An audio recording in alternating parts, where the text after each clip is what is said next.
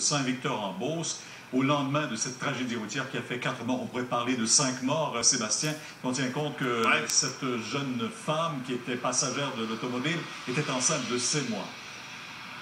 Voilà, Nathalie Drouin qui était enceinte, elle fait partie des 4 victimes.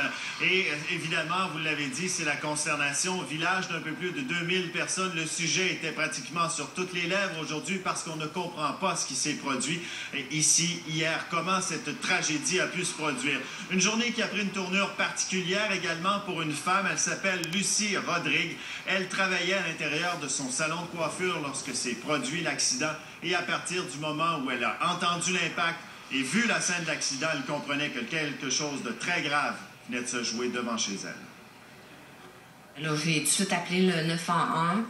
Ils m'ont demandé d'aller voir comment il y avait de personnes dans le véhicule pour puis combien qui semblait avoir de décès parce que pour savoir combien envoyer d'ambulanciers sur place. Puis c'est ça tout de suite. C'était évident qu'il y avait 2 enfants morts sur le coup. Le père respirait encore. Il respirait difficilement. La mère, elle n'a pas bougé. Elle était morte aussi sur le coup. Il y avait un petit enfant qui était entre les 2 sièges, tombé à terre. J'entends dire quelqu'un, ils ont rentré le 4e enfant dans le salon de coiffure.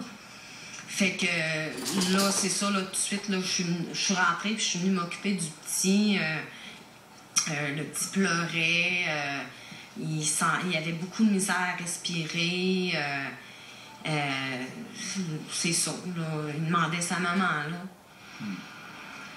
On peut comprendre la tristesse, bien sûr, mais est-ce qu'on a une meilleure idée aujourd'hui des circonstances de cet accident? C'est ce qui fait en sorte aujourd'hui, Pierre, que c'est toujours difficile à accepter parce qu'on n'a pas de réponse sur la tragédie qui s'est produite.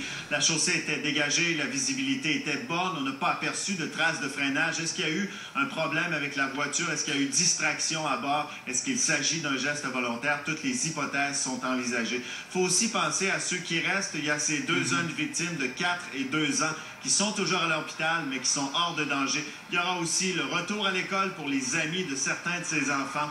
Les psychologues leur viendront en aide la semaine prochaine. Dure épreuve, merci. Et il y a un autre accident qui a fait